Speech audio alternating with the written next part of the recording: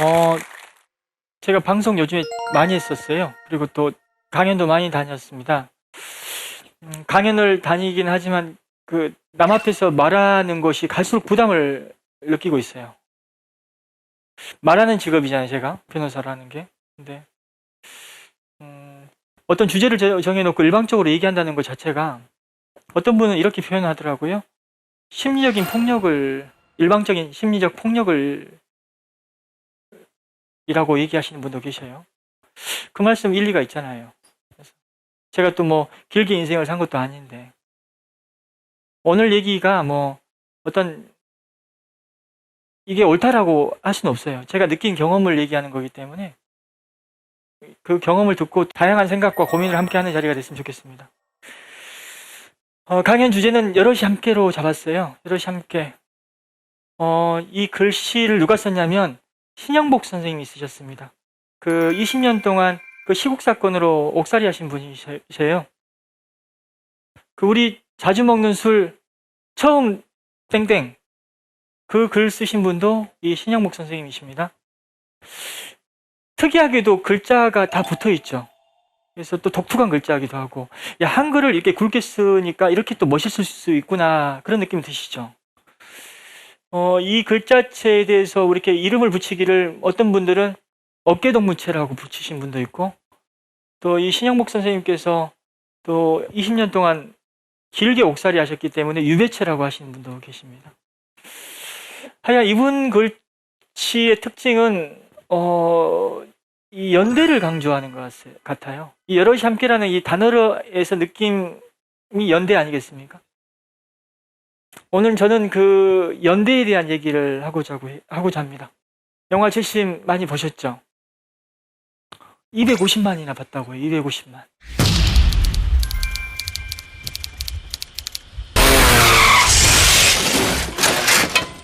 야!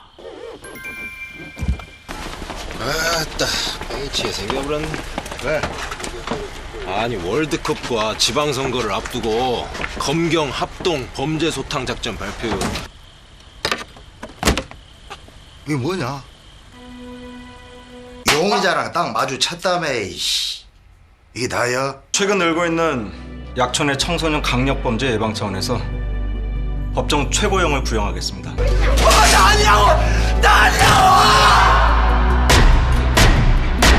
변호사님, 저희 변호사님하고 같이 왔거든요. 이준영 변호사님이라고요. 아무도 안 주겠다고.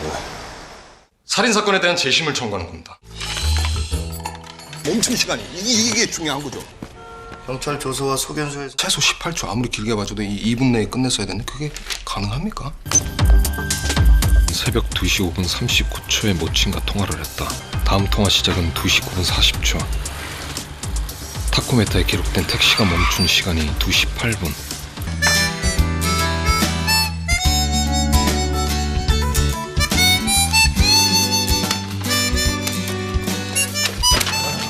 예, 맞습니다.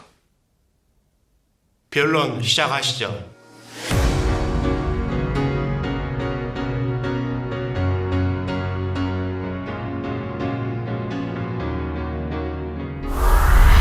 천만 관객이 많이 익숙해 계시죠?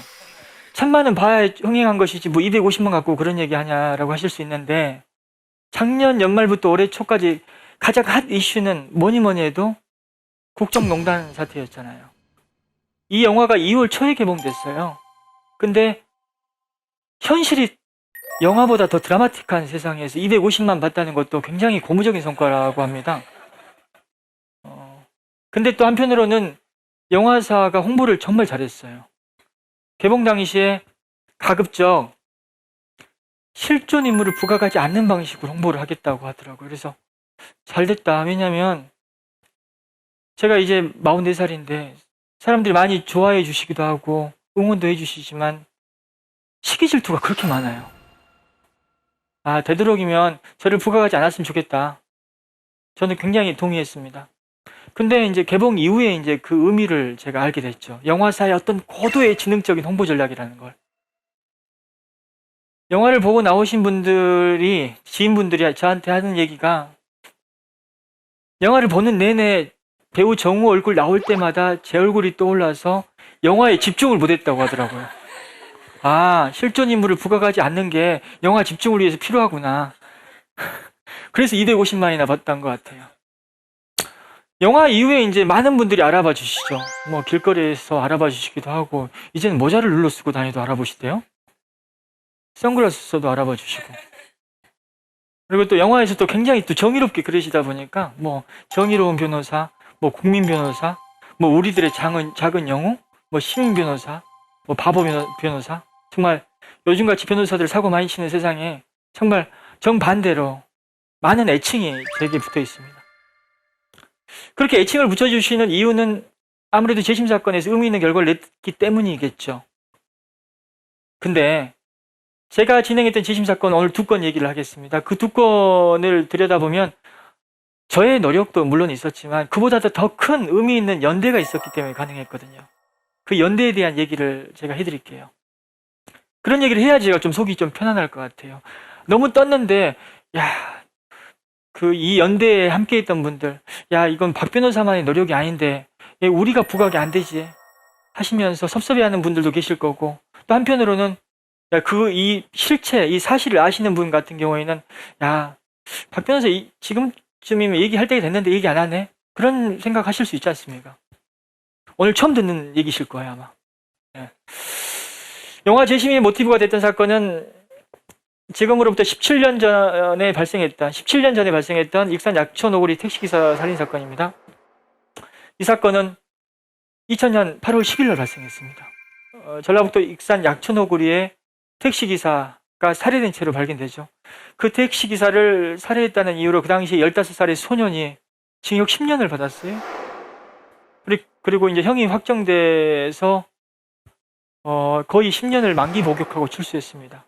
다행히 이제 2013년에 저희가 재심 청구를 했고, 지난해에 재심을 통해서 무죄 판결이 확정됐습니다. 그리고 지난달 말에 또 형사보상 결정이 나왔어요. 8억 4천여만 원의 보상금이 지급 결정이 났습니다. 물론 큰 금액이기도 하지만 한편으로는 10년의 억울한 옥살이에 비하면 그 금액으로 정말 그 억울한 세월을 정말 보상하기에는 한계가 있거든요. 근데 이 사건이 이렇게 재심을 통해서 무죄 판결을 받게 된 가장 결정적인 이유는 뭐였냐면 진범이 따로 있다는 거였습니다. 근데 그 진범이 지금은 재판을 받고 있긴 하지만 그 진범에 대한 수사가 2003년도에 이루어졌기 때문에 이 사건이 재심이 된 거예요. 그 진범 수사를 했던 형사에 대한 얘기를 좀 하고자 해요. 진범 수사를 할 당시에 사진을 두고 있는 황상만 형사반장의 모습입니다. 그 사진 속에 그 형사분의 얼굴 한번 보십시오. 그냥 뭐 쳐다만 보고 있어도 자백할 얼굴 아닙니까? 이분이 2003년도에 이제 군산경찰서에서 근무했는데 그때 이제 제보가 들어와요. 진범이 따로 있다는 제보가 들어왔습니다. 근데 되게 어떠냐면 이럴 때 이미 판결이 확정됐고 또 복역 중에 있는 상황이고 그리고 그 수사를 당시 익산경찰서에서 했었습니다. 동료 경찰들이죠. 동료 경찰들의 수사를 완전히 뒤집고 동료 경찰들의 아주 강한 어떤 엄중한 책임을 물어야 될 수사를 한다. 이거 쉽지 않은 일이거든요. 그래서 고민을 굉장히 많이 했다고 해요, 그 당시에. 하지만 또 15살 아이에 대한 어떤 측은지심, 그리고 자식을 키우는 부모의 입장에서 이건 안 할 수 없다. 그래서 계란으로 바위치기 심정으로 이 진범 수사를 시작했어요. 그리고 한 1년여 동안 수사를 하면서 자기 사비를 들여가면서 수사를 했다고 합니다. 물론 그 당시에는 검사가 계속 구속영장을 청구해도 검사가 영장을 기각하는 바람에 그 수사의 성과를 보지 못했죠. 결국 부인을 해버렸고 풀어줬습니다. 검사가. 그리고 그 수사를 한 이후에 이분 같은 경우에는 다시 일선 수사 업무로 복귀하지 못하고 이 지구대를 돌다가 퇴직을 했습니다. 또 진급을 한 번 더 할 수 있는 기회도 잃고요. 근데 이분의 어떤 그 진범 수사가 없었다면 이 사건 재심은 불가능했습니다. 그 진범 수사 결과가 그 당시에 빛을 보지 못했지만 한 10수년이 지난 이후에 이제 재계 입수가 됐고 그 수사 결과를 토대로 그 수사 결과에 좀 더 증거를 보강해서 제가 재심을 청구했고 결국 무죄 판결을 받게 된 거거든요. 이분의 연대가 큰 의미가 있었다는 거죠. 영화 7번 방의 선물 재심보다 훨씬 많은 분들이 봤습니다. 많은 분들이 보니까 어떤 일이 벌어졌냐면 익산 약촌너구리 택시기사 살인사건에서 또 재심에 또 아주 의미 있는 증거가 뭐였냐, 목격자였어요. 목격자가 두 사람이 진술을 해줬기 때문에 재심이 가능했는데 한 사람 같은 경우에는 계속 설득을 했는데 설득이 잘 안 됐습니다. 좀 나와서 증언 좀 해달라, 진술을 해달라 해도 굉장히 부담스러워 했었습니다. 근데 이분이 스스로 나타났어요. 진술을 해주겠다고. 적극적으로 해주더라고요. 또 그 이유가 뭐였냐면 7번 방의 선물을 보고 스스로 감동을 받아서 스스로 설득당한 거예요. 영화가 이렇게 큰 의미로 저희한테 작용했었습니다. 두 사람 중에 다른 한 사람 같은 경우에는 절대 할 수 없다, 전화도 안 받고 연락 끊어버리고 그분은 설득하는 게 불가능할 거라고 생각했는데 또 그분은 또 어떻게 설득했냐면 교회 목사님의 연대를 통해서 설득할 수 있었습니다. 그분이 이제 택시 운전기사였는데 어느 교회에 다닌다는 사실을 저희가 알게 된 거예요. 그래서 일요일 날 아침에 예배 시작 전에 그 교회를 찾아갔어요. 그 교회를 찾아가서 목사님 방을 찾아갔고 목사님한테 자초지종을 설명했더니 목사님이 그 목격자를 불러주는 거예요. 목사님 방에서 거기서 거부할 수 있겠습니까? 거기서 진술하고 동영상 다 찍고 진술서 다 썼습니다. 그 당시. 물론 그 후로 또 다시 연락이 안 됐죠. 어찌됐든 간에 그 목사님의 연대를 통해서 우리가 또 의미 있는 결과를 볼 수 있었던 거예요. 재심이라는 게 변호사가 잘해서 되는 게 아니거든요. 여러 사람이 함께하고 또 의미 있는 목격자와 이런 의미 있는 진술을 해주는 분들이 나서줬기 때문에 가능한 겁니다.